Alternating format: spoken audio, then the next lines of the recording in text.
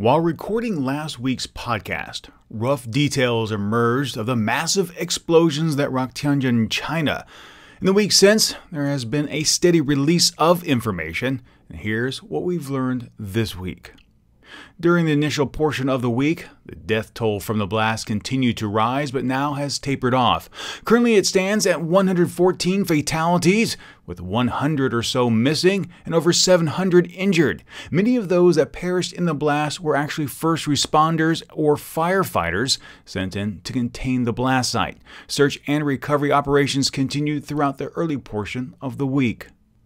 It took 2 full days for firefighters to put out the fires spawned by the explosions. During that time, authorities created an evacuation zone measuring 3 kilometers from ground zero. Some 6,000 residents have been displaced, many of whom feel as if the government has forgotten about them. Media outlets are also reporting damage to more than 8,000 cars that were in the port area affected by the blast, and damage to the vehicles from the explosions is estimated to be in the neighborhood of $1.5 billion.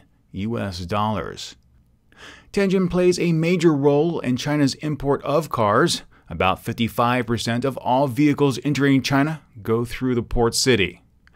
Renault was one of the companies affected by the explosion, which resulted in the loss of about 1,500 cars, and they believe this explosion will cause a 5% deficit for their dealers.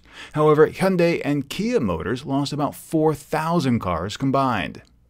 Around 3,000 tons of highly hazardous chemicals were stored at the Tianjin site. Roughly 700 tons of sodium cyanide were located in 2 separate areas inside the blast zone. In addition, 800 tons of ammonium nitrate and 500 tons of potassium nitrate were also listed among the 40 chemicals reportedly there. Because sodium cyanide can form a flammable gas upon contact with water, its presence is especially alarming given its large quantity. Protective measures were put in place, like walls and drain covers, to prevent further catastrophes, but it was unclear if rain falling would spread the toxic chemicals. Some 3,000 soldiers were dispatched to the area to clean up and contain the damage.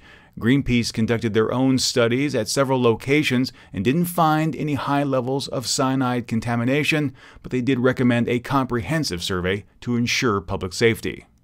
Unfortunately, the cause of the blast has yet to be determined, but there were reports of past safety violations a few years ago. Given that some chemicals stored on site were well above safety regulations, it appears safety protocols were once again breached. As more information becomes available about the blast, I'll be sure to update the Asian News Weekly Facebook and Twitter feeds.